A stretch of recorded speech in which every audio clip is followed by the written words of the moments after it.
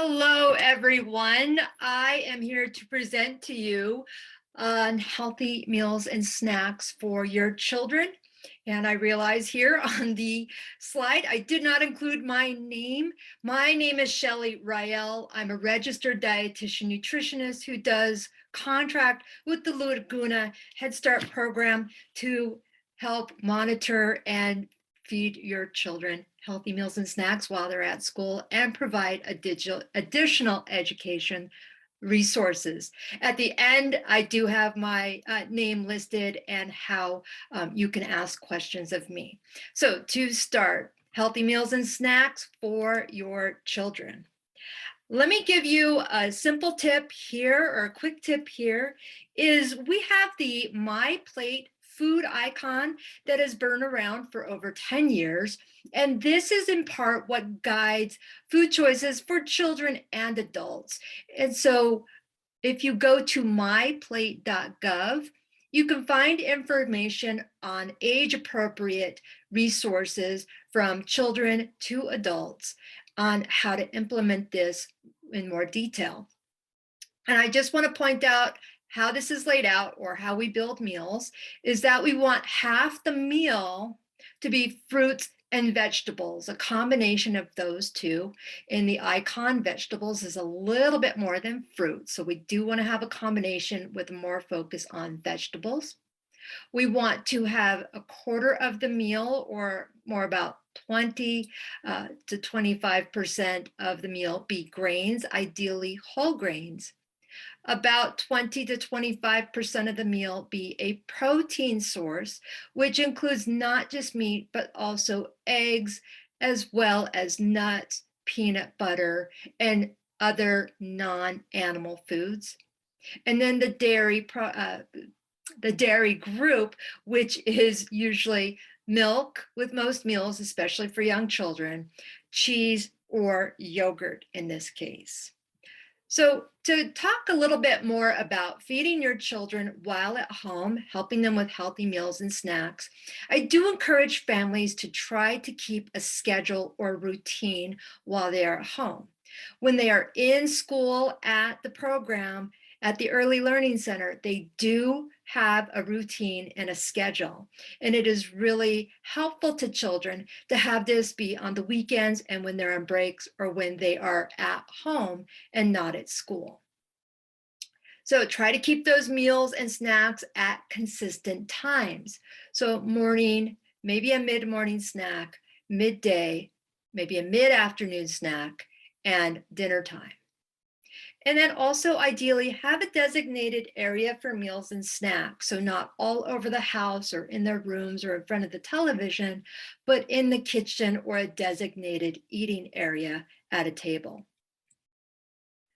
Now at school, the breakfast framework is that your child will get, or does get, a half a cup of milk, a combination of fruits or vegetables or both that adds up to about a half a cup, and then either a whole grain or a meat or meat alternative. And so we don't include both, we include one or the other, and that would be the equivalent to a quarter cup, or like a half a slice of bread when we're talking whole grains, or when we're talking meat or meat alternative, that would be a half an ounce. So we have to remember, for children, they're smaller than us, and so they have a lot smaller portions. So some examples or ideas for breakfast is we always include milk with breakfast. So if they're having ready to eat or so-called cold cereal or even cooked cereal, they would have milk. But even if they don't have a cereal with breakfast, we still include milk. So some examples would be having Cheerios with strawberries, and that could be dry or with the milk included. A scrambled egg with mushrooms, or any type of vegetable that your child may like. An oatmeal with banana, and the banana could be in the oatmeal or on the side, again, including milk. And then a fruit smoothie, and this would be frozen fruit and yogurt. Yogurt would be the meat alternative in this case. As I said earlier, we do a whole grain or a meat or meat alternative, and yogurt would be included in this. So a fruit smoothie, and the kids like to help with putting this together sometimes. Blue corn mush or atole, depending on where you live in New Mexico, I've heard it both ways. And then having berries. Or again, another cereal with peaches. Any fruit would contribute or be helpful to have with breakfast. Any vegetable, so if we're having scrambled egg, for example, any vegetable would work to go with the scrambled egg. We just want to include the milk, the fruit or the vegetable, or a combination of those, as well as the whole grain or the meat alternative with breakfast. Now, the framework for lunch when at school for your child includes these food groups, and I will break this down, is that this lower end of the measurements there, or the serving sizes, is for age 1 to 2, and then the higher end of the serving sizes is for age 3 to 5. So again, with lunch, we're including milk with all lunches. Then we have a meat or meat alternative.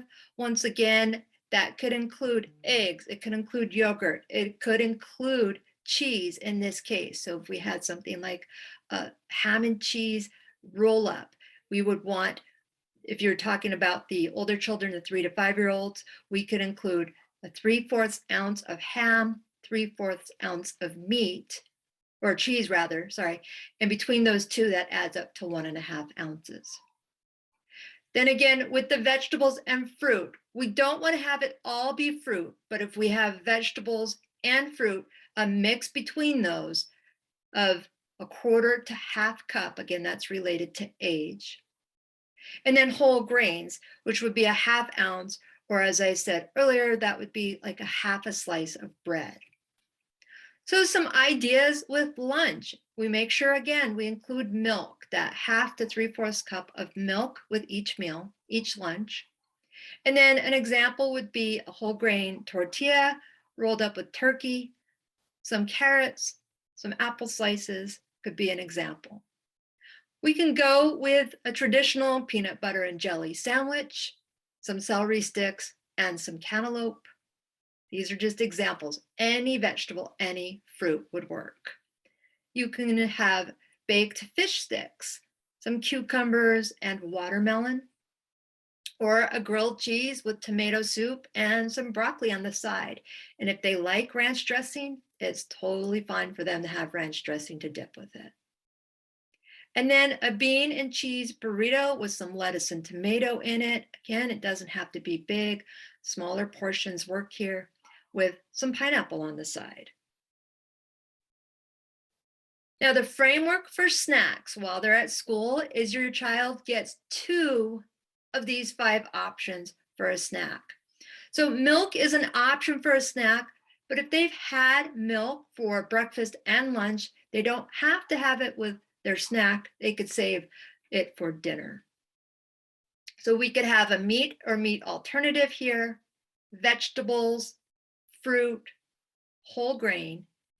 And keep in mind, we only need to have, or would like to have, 2 of these options here, 2 of these, 2 different things. They don't need to have all 5. So having some apples and cucumbers, or berries and yogurt, or carrots and tomatoes that they can dip in some hummus. The hummus would be the meat alternative in this case. Or they could have some goldfish crackers and mandarin oranges if they're in the mood for an orange day. Cottage cheese would be a meat alternative here, so any type of fruit and cottage cheese. And then peanut butter and crackers. So if they had whole grain crackers, graham crackers would count as a whole grain with a little bit of peanut butter on it. That would work as a snack for them. Now, some additional tips. If you're not giving them milk with their snack, always provide water. So we don't want to provide fruit juice with their meals. It can add up very quickly And while even if it's 100% fruit juice, it can really have a high sugar content, and we just don't want to have that as part of a meal usually. As I had mentioned already, meat alternatives include things like eggs, cheese, yogurt, cottage cheese, and peanut butter. And if your child's old enough to have things like nuts, that would also work as well. Now, when it comes to vegetables and fruits, please note it does not have to be fresh. It can be frozen as long as it's just the fruit and not added sugar or syrups or added sauces like broccoli and cheese. We don't want to include that, just the broccoli. Canned versions also work. And then choosing whole grains as much as possible and looking at an ingredients list. Whole grain or whole wheat would be the first ingredient when we're talking about whole grain options. So things like wheat thins or Triscuit crackers are whole grain options. Goldfish crackers and snack crackers like that do come in whole grain varieties, and we encourage that you use those rather than the non-whole grain varieties. And then whole grain cereals, we want to have the low sugar cereals, which I don't make these decisions, but Frosted Mini Wheats does count as a whole grain cereal and does qualify when we can serve your children at Head Start. So Frosted Mini Wheats, Cheerios, Life, Kix cereal, these count as whole grain cereals. You can also have oatmeal, cream of wheat, or blue corn oat or blue corn mush or atole. And I encourage you to help your children build healthy habits. First things first, model healthy behaviors. Preschoolers really pay attention to what the adults in their life are doing, especially how they talk about food and what they eat. So if you eat your veggies, they'll eat their veggies. But if you don't like your veggies, they won't like veggies, even if they've never tried it. Always offer water or low-fat or fat-free dairy milk as beverages. If your child has lactose intolerance, you can choose lactose-free versions of dairy milk or cow's milk or soy milk as alternatives. Please note that almond milk, oat milk, cashew milk, coconut milk do not have the protein or other nutritional value of cow's milk or soy milk. If children are challenged with drinking enough water throughout the day, freeze pieces of fruit and add it to their water for color, flavor, and kids tend to get a kick out of that. Again, encourage children to sit at a designated place for their meals and snacks to help reduce the chance of choking. And involve your kids in grocery shopping. So whether you're going to the store or still doing curbside pickup, let them pick a new fruit or veggie that they might want to try. And this can help improve their interest in trying new things. Children get a kick out of seeing a kiwi fruit for the first time with the fuzziness and then inside it's green. It's just fun to see kids discover these things. Help your preschoolers get involved at meal times. Have them wash things or tear lettuce or stir things. And you've got to have patience. And it does sometimes get a little bit messy. So maybe you can have them help with setting the table. And then have choices. You're not running a short order cook or restaurant, but do have an option of maybe 2 items if it's feasible in your home. So like adults, we like to have a say in what we eat. The children do too. So ask them, do you want a pear and apple, whole wheat toast, or crackers? You offer the healthy options. They get to choose what they actually eat. Now, I'm going to provide a handout to be sent home as well on additional tips for healthy eating with children. But again, if you go to myplate.gov, there's a lot of valuable resources there that provide for all age groups from infants, toddlers, children, school age, high school, college, adults.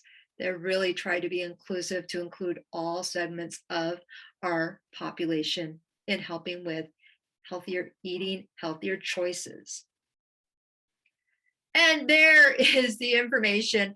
If you have questions for me, or you have something you would like me to present on or provide a training for you all for, you can let the staff at Laguna know what topics you would like, and they will relay it to me. And again, I apologize for not having this at the beginning. I am Shelley Rael, a registered dietitian who consults with the Laguna Head Start program. You all take care, be well, and have a good day.